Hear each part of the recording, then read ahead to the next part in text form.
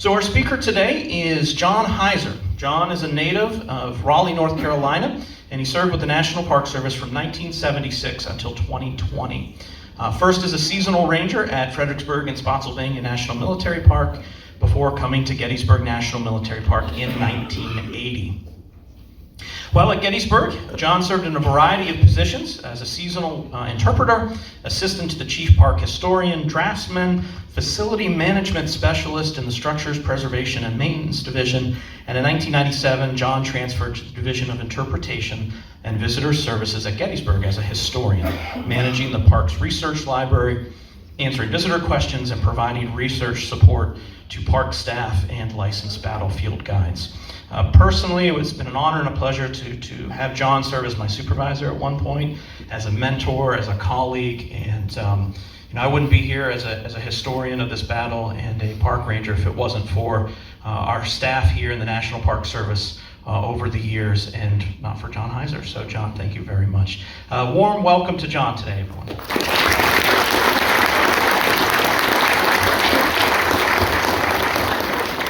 Thank you so much, Dan. I really do appreciate that. That's very kind of you. For most of you that know me, you know I was here for a long time, and I finally can't get away from the place to keep inviting me back. But thanks to Dan and Chris Gwynn and the staff here in the National Park Service for inviting me to come back to speak to you this afternoon as part of the Winter Lecture Series. I'm a little upset because they would not let me talk about my dog, so instead I'm going to talk about a photograph that was taken here on the battlefield of Gettysburg entitled Unfit for Service. This is a probably famous, iconic image taken on the battlefield very soon after the battle. And the question always comes up, what is the story behind this photograph? Where was it taken on the battlefield? I think this has been discussed long and hard. And before we get to that point of the location of the photograph, which I found 2 or 3 years ago, I'm going to go a little bit about the background historiography of this particular image, as well as some of the other images that were taken on the battlefield. One thing about photography during the American Civil War, we're very fortunate that there are historians like Bill Fresnito, who has done so much work, especially with his early books, Gettysburg, A Journey in Time, early photography at Gettysburg, and many other pamphlets he's done. And I also have to give kudos to the Center for Civil War Photography, Gary Edelman, and many others who have done so much to expand our knowledge and feature all these particular images either on Facebook, or on websites, or however you get to them, or especially in books. It explains a lot to us about the history of the Civil War, and not just the history, but also the human aspects of the Civil War. And I look at all of these images taken at Gettysburg, and not just being photographs of the wreckage, the death, destruction, the aftermath of the battle. And people will focus, well, where was it? Where was it? That's really important. To me, yeah, sure, that's important, but what's the really important story behind those photographs? It's the background. It's the story of what happened at that site that caused carnage, like you see here in this particular one, taken out probably, I believe, on the first day's battlefield. That's a whole other subject. But there is a story behind all of these images, and the real story in all of these is what happened at that site. A little bit about the background, though. This man was a pioneer. Alexander Gardner. Is that name familiar to everybody? Gardner, Brady, many others who took these photographs on the battlefield almost immediate aftermath. Gardner was an interesting man. Scottish-born, immigrated to the United States, and his first major employment with Brady and Company, Matthew Brady, where he learned the art of wet plate photography. He got so good at it, excelled at it, that in late 1862 he decided to open his own gallery, one in Washington, D.C., and one in New York City. He started out pretty rough, but he had connections in government, in the War Department, and elsewhere, so he was able to make a lot of photographs of individuals, especially a lot of the dignitaries, Abraham Lincoln, and that's kind of how he made his fame. As he started out too, he brought along with him, I keep hitting the wrong button, I'm sorry. He brought along with him 2 excellent photographers. Timothy O'Sullivan is probably the most familiar name of the photographers he had here at Gettysburg. O'Sullivan was he provided some of the best, most clear images, I think, during the war. The ones that we really remember that were taken here at Gettysburg, on other battlefields and other sites. And he had a long career in the aftermath of the war. The other man was James Gibson, who was also a Scottish-born photographer. Like Gardner, he came to the United States and was first employed in Matthew Brady and Company, where he learned the trade of photography, how to handle a camera, how to focus it. So both of these men joined Gardner in his employment in 1863 and began to photograph following the Army wherever it went. Can everybody hear me okay? Everybody all right? One of those images that they took here at Gettysburg is this particular one. It's titled Unfit for Service, Peach Orchard. It was first really published in the 1880s as a stereo view, the two double images you see here. It didn't get a lot of coverage, I believe, during the war itself or immediately aftermath. It became more famous and identified at Gettysburg in the late 1870s, 1880s, when stereo view photography and stereo viewing at home became really a popular art. The original publication that you see here is actually kind of faded. It's hard to see a lot of detail in this particular photograph. As Bill Frasnito said in Journey in Time, it's really hard to determine where the photograph was taken, most likely on the Trossel farm, somewhere in the Second Day's battlefield, but kind of left it at that. There really was nothing there to tell you or anybody particularly where this photograph was taken. The first really, I think, in-depth attempt to identify more about it took place in 2010 on the site, the Gettysburg Daily. It was hosted by Bobby Hush, one of the licensed guides. He and several other guides took the image, a very clear part of it, put a lot of record and research to it, and went out in the battlefield and did this great presentation on their site, published in 2010, believing it was taken opposite the Rogers farmhouse. But they also tried to put context to that photograph, the story behind it. This didn't just fall out of thin air and bam, happened there on the battlefield. They identified it, though, as being part of Gardner's South Carolina battery that was set forward to support Pickett's division on July 3rd as the infantry assaulted the center of Cemetery Ridge.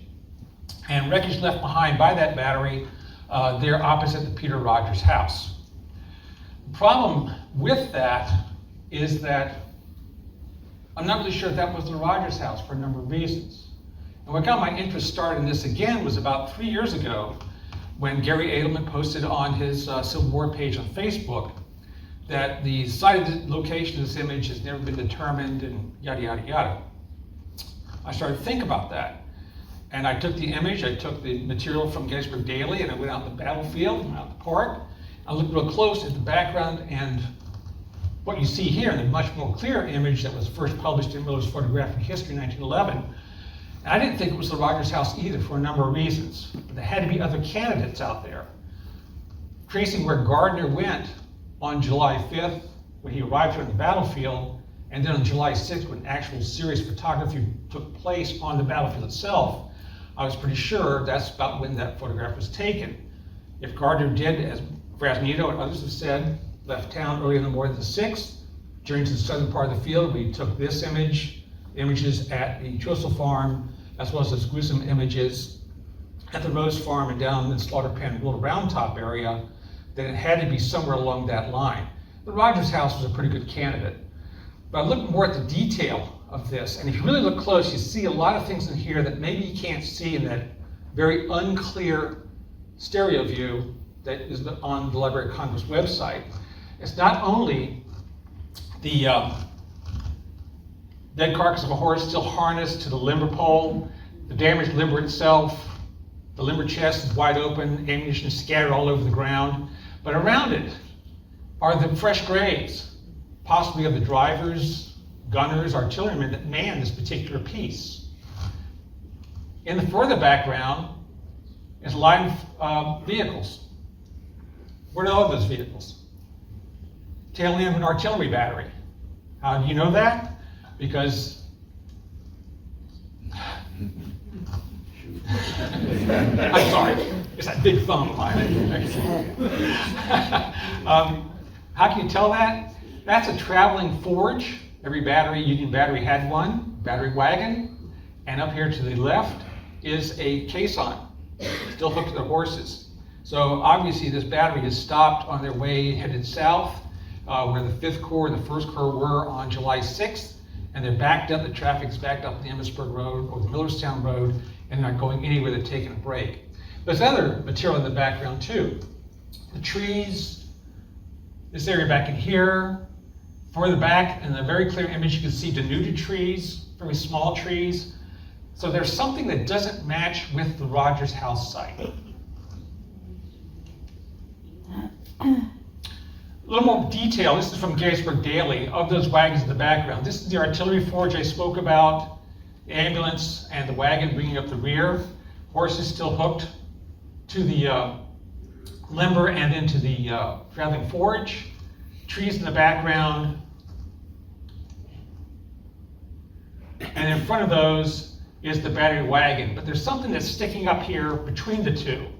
And this is where Rich and some of the other guides found in this detail that there's something here that's not normal on the horizon. That's right here. That's the roof of a structure, a chimney, with another small structure sticking out the back of it or the side of it or in the rear of it. Could that have been the Rogers House? Let's take a look at what the Rogers House was in 1863. This is an early drawing by Charles Reed for Battles and Leaders magazine of the Emmitsburg Road. You see the round tops to the left, and right in front of it are the Trossel Farm buildings. Then to the right, this would be the Daniel Klingel Farm. South, that column of smoke marks the Sherfy Farm. And then to the right, here is the Rogers House. Take a close look at that little drawing. Reed was here in 1863. He came back several times in the late 1870s and early 1880s. At that time, then he composed this drawing. If you look close at his rendition of the Rogers House, there are no trees around it. There is no tall structure behind it. It is basically a very small 1.5-story log structure with a small chimney. Nothing really outstanding of it, and it's very close to the road. If that photograph was taken in this area out here, the horizon is too low. There's not enough slope where the photograph was taken. Otherwise, that wrecked carriage would probably be over here, way, way, way to the left, maybe out of the image. As far as we know, no Confederate battery got that far north on July 2nd or on July 3rd. And there's a reason I say Confederate battery, for a number of reasons. I can get into that a little bit later. But as far as the Peter Rogers House was concerned, I canceled that out right away. I just could not match that on the horizon behind that line of vehicles and where the landscape was and where they said it was. There had to be other candidates along the Emmitsburg Road. So looking closely was at the Daniel Klingel Farm, right here. There's a lot more tree growth around it. There were buildings on the east side of the house itself. I eliminated that right away, but there was a better candidate just about 300 yards south, and that would be Joseph Sherfy Farm. But this is the only photograph I'm aware of, there might be one out there somewhere else, of what the original Rogers House looked like in 1863. And that's a small white structure right there. The later house that was built sometime between 1875 and 1880 stands just to the left of it. The original Rogers House was later removed sometime around 1890 or maybe a little bit after. But there's no trees around it. There's no tree growth. There's nothing there. And again, look at the gentle slope between the house and the site where they believed the wreckage was photographed. It just didn't match. A better candidate is the Joseph Sherfy Farm. This 76-acre farm was located right near the intersection of Wheatfield Road, Emmitsburg Road. Everybody probably knows where that is. I'm double talking here. But the house looked just like this in 1863, large trees on either side of it. The Sherfy family is really interesting. Joseph was the son of Jacob Sherfy, the first developer and owner of what we know as the George Rose Farm today. He's the one who established that farm, built it. Joseph was the son, bought this property, about 76 acres just to the north of it, where he got more in, not just into farming, but also into the fruit industry. He's the one who owned the peach orchard, had an apple orchard, and had very luscious cherry trees. This was his cash crop. He and his wife lived there together. This is an outlay of the farm you see here on the left-hand side. Quite a bit of piece of property around here, the Wentz property right here stuck in the middle, but all of this he owned. The peach orchard itself is located right here. This is the famous, iconic peach orchard, but the orchard extended further north along the Emmitsburg Road, a young orchard, as Sherfy later claimed in his claims files, just to the north, of very young trees. And by young trees, we're talking anywhere between 4 to 8 years old. So they're not much older than 8 years. They're pretty small at that time, but they're starting to produce. The Klingel farm then next to that, as well as the Rogers farm further up. But looking close at the Sherfy farm itself, this is the house, and behind it was the 2-story cannery building, also a summer kitchen, the barn here, as well as other farm structures, a hog pen, corn crib, and other things, as well as the prevalent privy just out back. Every farm had one. This is a good look at the Sherfy house around 1880 and as it looks today. The house has changed quite a bit. If you look real close, you can see those changes. To the left, the original house is pretty much the way it looked in 1863. The cannery, summer kitchen I talked about, is just out back. And this is where they took all the peaches, cherries, apples, everything else, canned them, preserved them, some for themselves, but also sold them to the grocers and merchants in town. That was a thriving business for Sherfy. Now to the right, the house as it looks today is a little bit different. When Mrs. Sherfy finally died about 1905, the property was transferred to a new owner, and they made a number of improvements to the house at that time, including a change to the roof line, addition on the back wing of the house. The second story was added, the roof line itself, the larger soffit, and the chimneys were also taken down and rebuilt. Many, many years ago, this is back in the 80s when I was working in maintenance, we had to go up on the roof to measure some of the brickwork up there. And the chimney itself is probably about 6 to 8 inches lower than the original chimney. But I can tell you, it's quite a view up there, but it's also pretty hairy. You're staying on wood shingles with tennis shoes on. But I survived. So let's take a look back at Unfit for Service again and this particular photograph. That structure I talked about, just to the right of the battery wagon and in front of those horses, if that is the roof line of the Sherfy house with a rather tall chimney, it should be right there off the Gettysburg Road. Now remember that the barn burned during the battle, so the barn is not there. Sherfy would later rebuild the barn long after the war. It would burn again, and then get rebuilt about a year later, and that's the barn that's out there today. But it's on the original site. So taking the photographs out there, this was taken on July 6, 1863, in the morning. I tried to approximate about the same time that photograph was taken, and that is the view of the farm and the site of Unfit for Service. Just about 400, 500 yards east of the Joseph Sherfy farmhouse. Reproduction, the new barn is to the left, trees to the right, Emmitsburg Road's just beyond that. The fence line that you see here was there in 1863, and actually it's a reproduction fence, but there was an original fence line there, and those vehicles are parked right along that torn down fence line because of the action and fighting that took place that afternoon. So finding the site is one thing. Determining whether the guides were right about that being Gardner's battery was another thing altogether. Like I said, the photographs can tell you a lot in detail, picture, once you find the site. But the story is, who belonged? Who owned? Who ran that battery that left behind all that wreckage? Was it Union or was it Confederate? There are more questions that are brought up that can easily be answered. And in comparing the original view, this is a very rough done overlay, the original view with my modern view, you see the perspective here where I believe that photograph was taken, and I think I'm pretty right. But there's more to this background. Was it Union or Confederate? I'm pretty sure it was Confederate. There's a number of reasons for that, in that the evening of July 2nd, And even sometime overnight July 3rd, morning July 3rd, again on July 4th, Union artillerymen went out in that field that belonged to the 3rd Corps Artillery Brigade, 5th Corps Artillery Brigade, even some of the volunteer brigades. They brought off all of the equipment they could find. That included ordnance. If there were shells dropped on the field, they picked the stuff up. That's all thanks to Henry Hunt and his extreme discipline he instilled in the Army of the Potomac in the winter of 1863. Nothing was left behind. They had to account for everything, even if it was a thumb stall or a spike. No matter what it was, they had to account for everything, so they were very careful what they gleaned.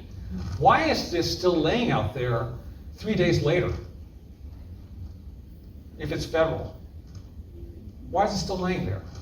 Especially with the harness on the horse, and the saddle on the horse. Why is that still laying there? That's what I really believe is Confederate. And if we look back at the record of the Confederate artillery line on July 3rd, 1863, the line was laid out from the peach orchard north through the Sherfy farm, Klingel farm, Spangler farm, Rogers farm, all the way to Spangler Woods. The very long line, almost 150 artillery pieces in that artillery line that would precede the charge we know as Pickett's Charge today. All that artillery aimed towards one location, except for the small battery down in the peach orchard. There are 2 batteries there from Matthias Henry's battalion of Hood's division. And their job is not really to shell the Union center, but to try and take care of the Union battery on Little Round Top and the fields north of Little Round Top on Cemetery Ridge. Their target is very, very different. Those 2 batteries from Henry's battalion were brought up by this man, John Chief Haskell, who's kind of a tragic figure. He was born in a Tidewater family in 1841. He's attending South Carolina College, which is today University of South Carolina, in 1860 when the war broke out. He's a brilliant, bright young man. He really wanted to go to war right away, but his father said, no, you have 2 sons. I have 2 sons in service now. The last thing I'm going to do is let my youngest son go into service. But in 1861, he allowed him to do so. Haskell went in and through connections, went up on the staff of PGT Beauregard. From there, he went into the staff of Joseph Johnson and was severely wounded in 1862. The battles outside of Richmond during the 7 days. It was so severe, his right arm had to be amputated. After several months of recuperation in Richmond and back home in South Carolina, he begged to go back to the field. And so he was initially assigned to North Carolina, not very happy there on the D.H. Hill. He requested again to be transferred to the Army of Northern Virginia. And he finally had his chance in the spring of 1863. Right after Chancellorsville, John Bell Hood was scheduled to be transferred to the armies in the West, in Tennessee and Georgia. But there was a delay. And Hood, his favorite artilleryman was Matthias Henry, a West Pointer, in charge of the artillery brigade for his division. Henry was also slated to go west. They thought, Henry, Hood, they're gone. But things were delayed, as the government does. Things were delayed. And so Haskell comes to the Army, be assigned to Henry's battalion. Henry is still there. The 2 of them then split duties with that battalion during the entire campaign. And it was really kind of maybe an awkward relationship, what could have been an awkward relationship, but Haskell and Henry got along very, very well. And then on July 3rd, when they're preparing this artillery line to shell the Union Center for what we know as Pickett's Charge, orders came from Longstreet to Henry to bring up 2 batteries to station in this artillery line, and the job was given to Haskell.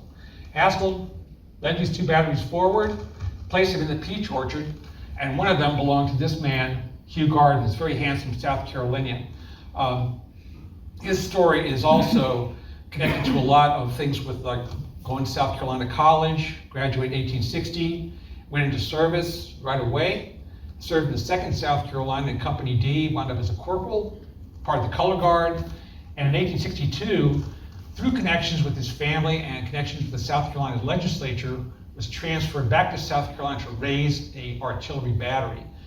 He was very successful and had, within about 6 weeks, had raised almost 150 men for what they called the Palmetto Light Artillery, armed with 2 6-pounder guns and 2 12-pounder Napoleons. The guns, at least the Napoleons we know, were made of church bells, had been donated for that purpose, melted down, and served with the battery. By 1863, the Gardner's battery had been through a lot of action. Second Manassas, Antietam, Suffolk Campaign, many major battles, Fredericksburg as well. And they had been supplemented now with the third section of 10-pound Parrotts. So that battery was pretty well armed with a variety of guns.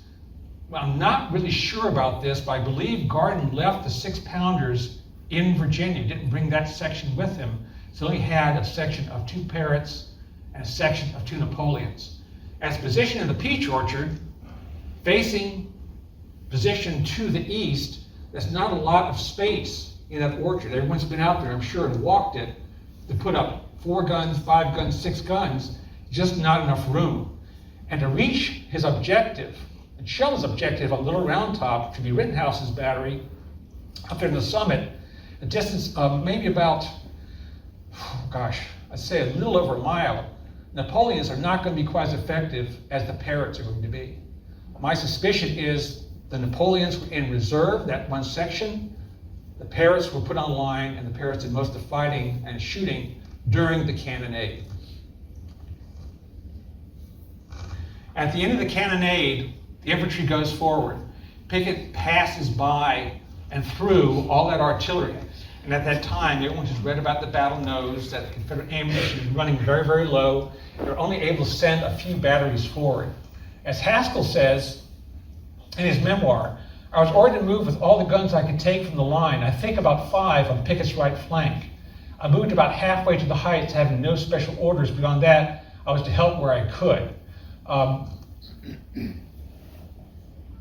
The 5 guns he's referring to, and some of the Union counter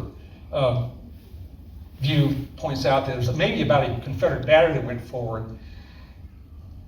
Some of the guns probably came from Eshelman's battalion, the Washington Artillery, New Orleans, maybe about 3 or 4 of those guns. The others did not have adequate ammunition to do so. How far did they advance? According to Eshelman, some of them went out maybe 200 yards, some 300 yards, maybe a quarter of a mile. Did not go that far north to where the Peter Rogers farm would be, but instead they went out into this plain, this field, the slope down from the Emmitsburg Road down towards Plum Run Valley. And one of those sections that went out belonged to Gardner's South Carolina battery. As Hugh Gardner later said, one section of my battery under Lieutenant William McQueen made the advance when it moved obliquely to the left and went into position at a point down in gentle descent, as I can never forget, about 200 yards to the left of the peach orchard, about 300 yards at least in front of our line of artillery. Where would that place him? That would place the battery, the section of Lieutenant McQueen, right about here, where the photograph was taken by Gardner and his team on July 6, 1863. This is the view from that location that I showed earlier. It's absolutely perfect on this gentle slope looking north towards Cemetery Hill and where the infantry had then crashed into the Union Center at the angle. At this point, they can fire artillery into Cemetery Hill, Cemetery Ridge, and the Union troops behind it. The difficulty is trying to find a target in all that dust and smoke that's now being kicked up because of the infantry fight that's in full pitch. Maybe their concentration, though, should be to the photograph you see at the right and Union batteries on Cemetery Ridge, a distance of maybe about 3/4 of a mile. And those Napoleons were very effective at that range. They could hit any Union batteries up there. The problem was they were outgunned about 30-1. And this is what it comes down to. J. Merrick Reed was one of those gunners, Lieutenant McQueen's section, that went out there that day. And he started to write and collect history about the battery and what it did at Gettysburg around the turn of the century. As he wrote, you can read it here, I'll read it for you for those who can't quite see it. The devoted third section of the battery promptly limbered up, each man assumed place, and we moved quickly and obliquely across the descent through orchard and waving wheat. On and on under the black yawning mouths of 24 guns to the heights above, the silent and gaping and yawning at the amazing audacity and awaiting developments. They came quickly. Action front, load, fire.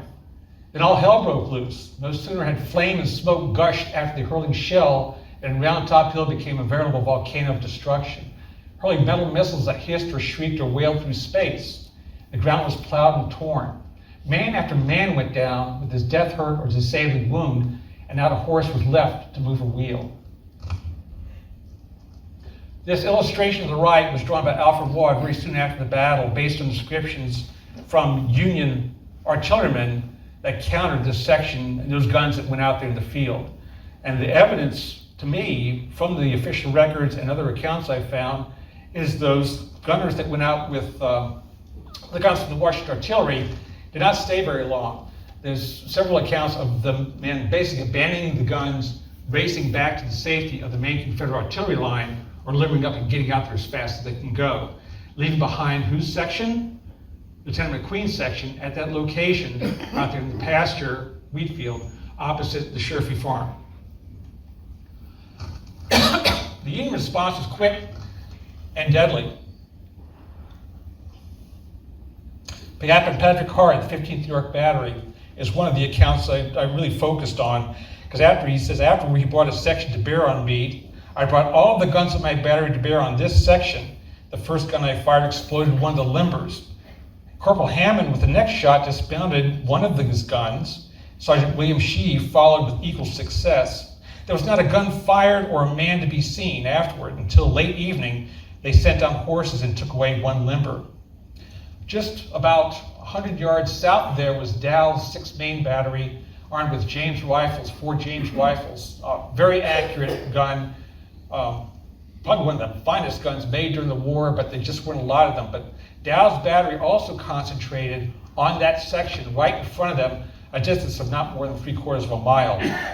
As Dow reported, this fire lasted without much abatement until about 1.5 hours, when we discovered the enemy advancing under cover of their artillery.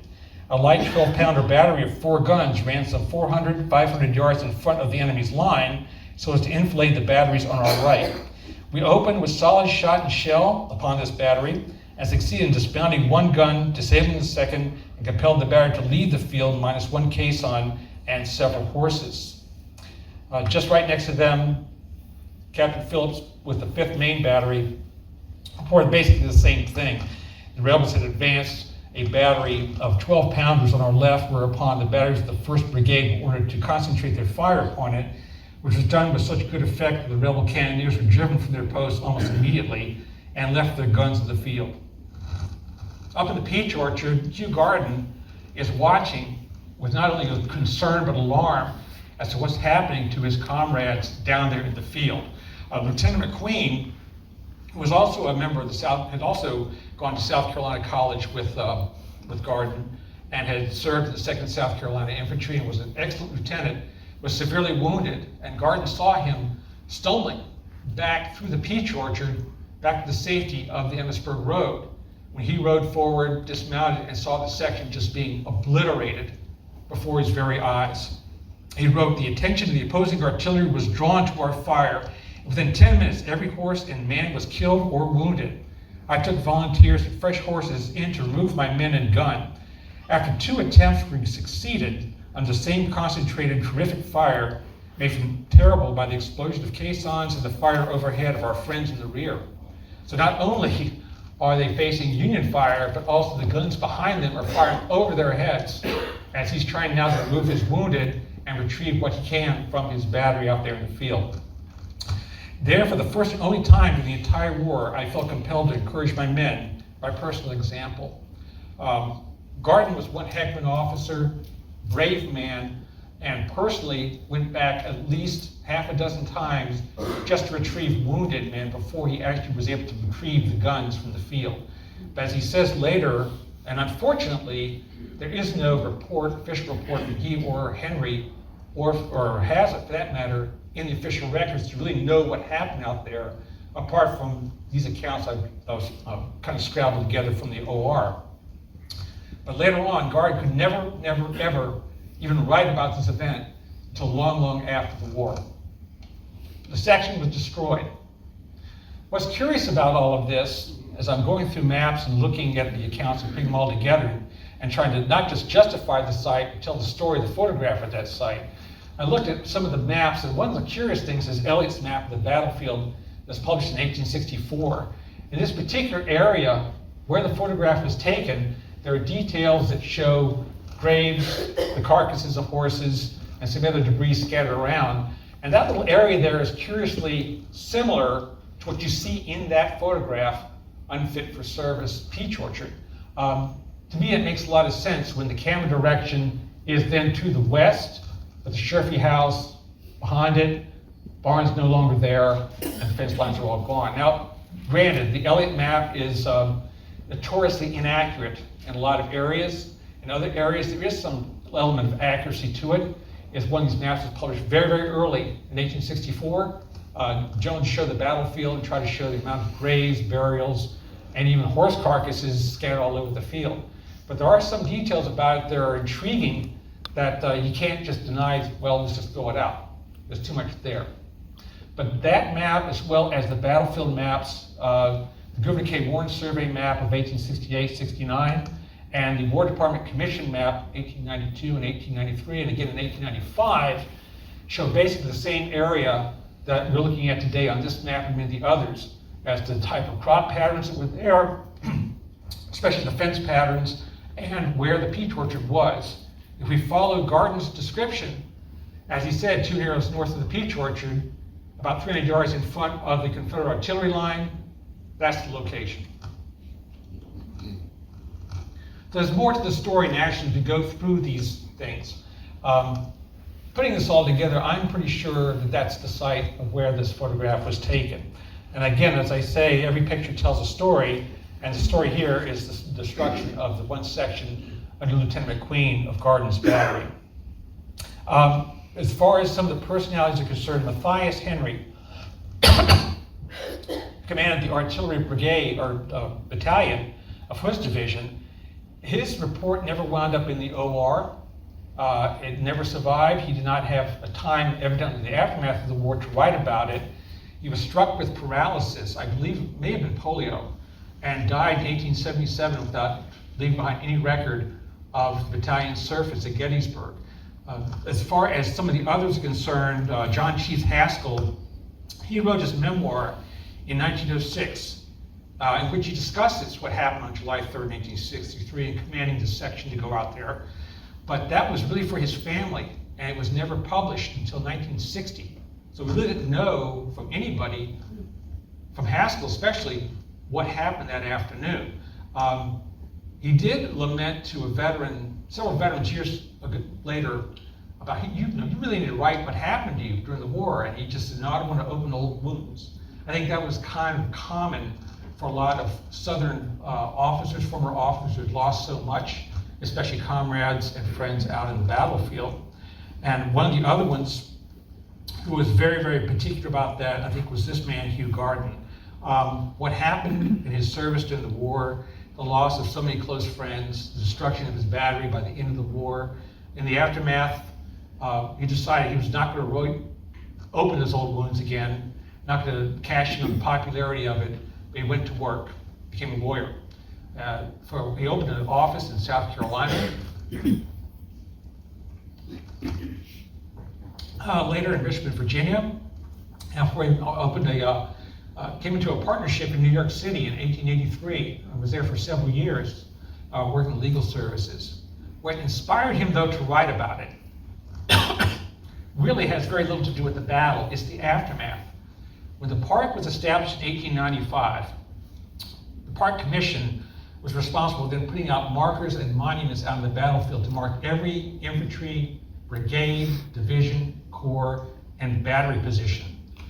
William Mack Robbins was the, I'd say, Southern Commissioner, if you want to put it that way, veteran of the 4th Alabama. He was responsible for then composing the tablets that went out to mark all the Confederate battery positions you see on West Confederate Avenue, north part of town, as well as East Confederate Avenue.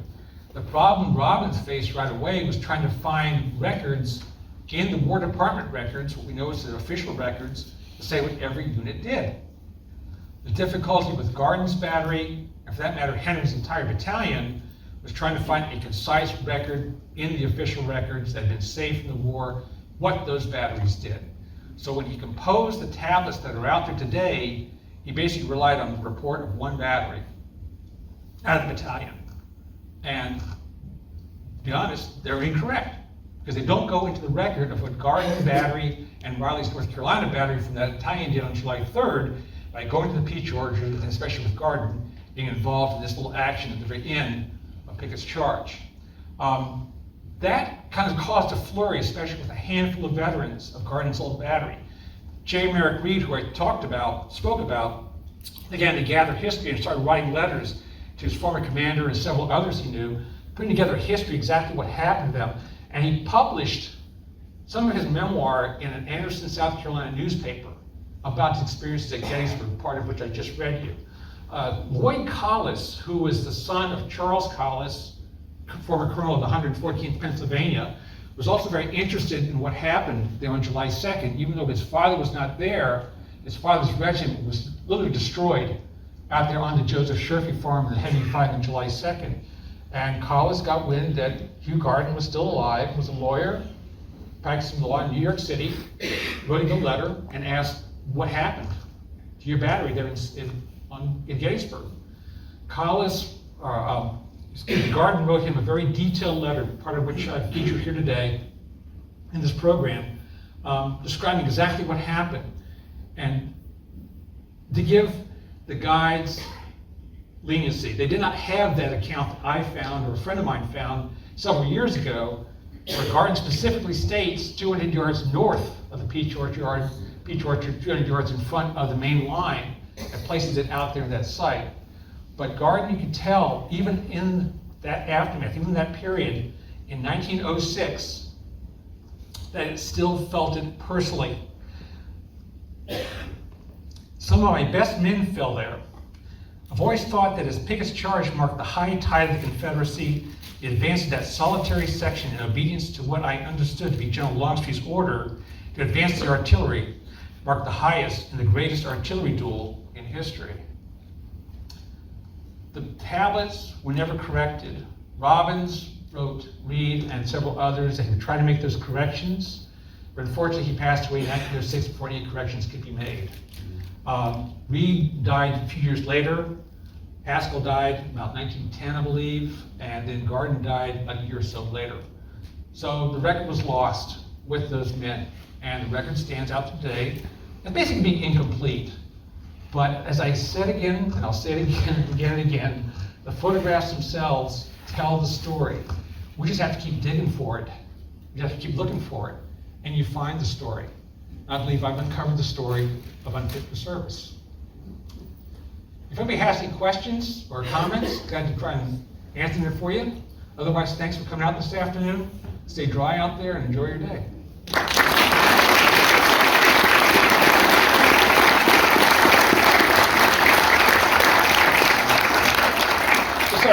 The battery on the horizon is along the Emmitsburg Road. It's off the Gettysburg Road. It's actually in the field adjacent to the down fence line. You can see some of the rails just on this side of the vehicles. So it's not on the Gettysburg Road itself. It's about... The fence on the east side of the orchard. Yes, sir. There, it's...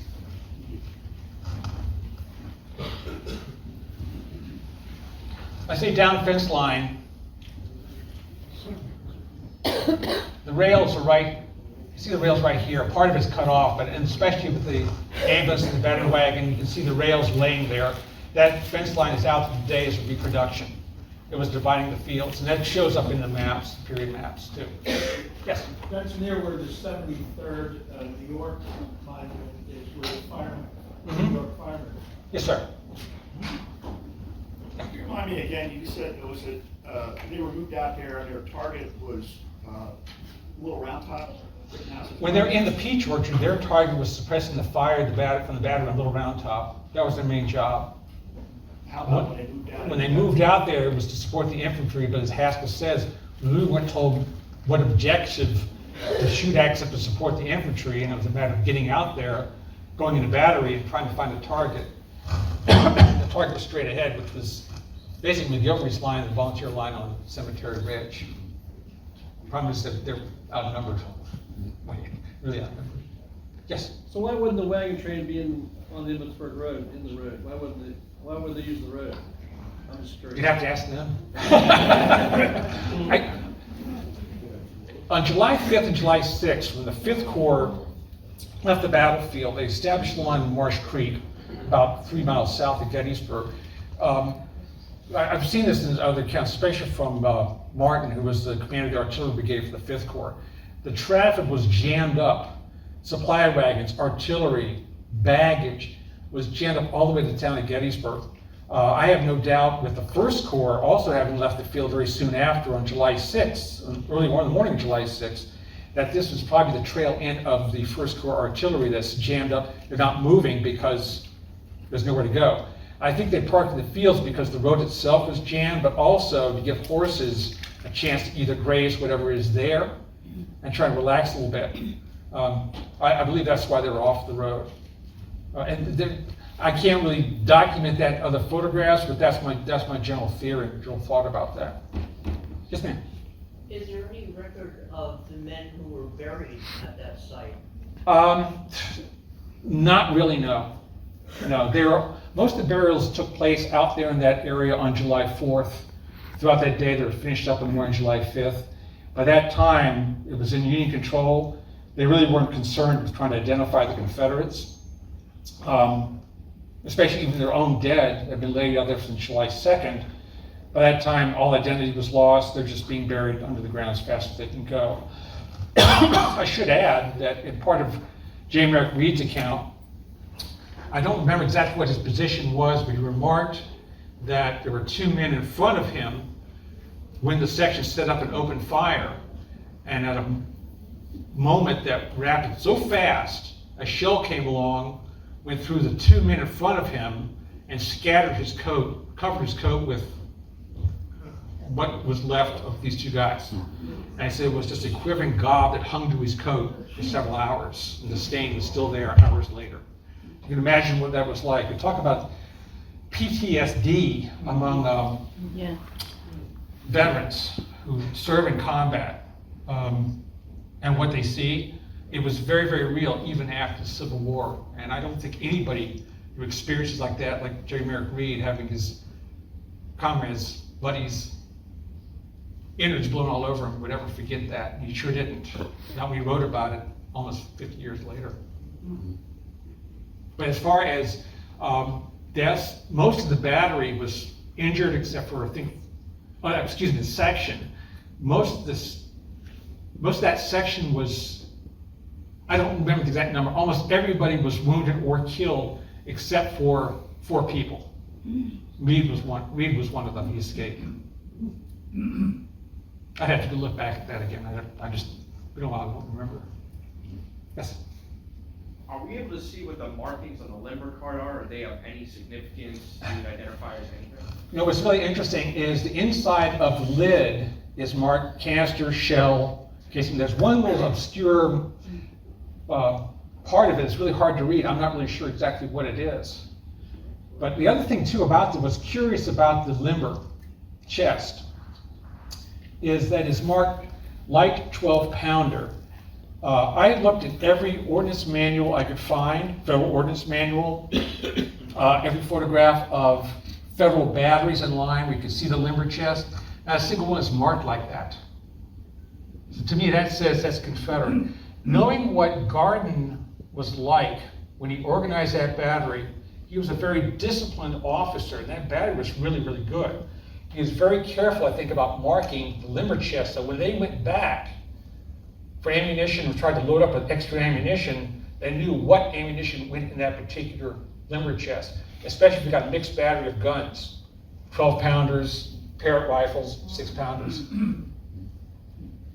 Do you believe that Alexander Gardner took these photographs on the southern part of the battlefield on July the 6th when he was moving south again, leaving Gettysburg, and not on the 5th or the early 6th when he's coming up in the country? Gardner arrived so late on the 5th that I don't think there's adequate light really to photograph out there. He did see it.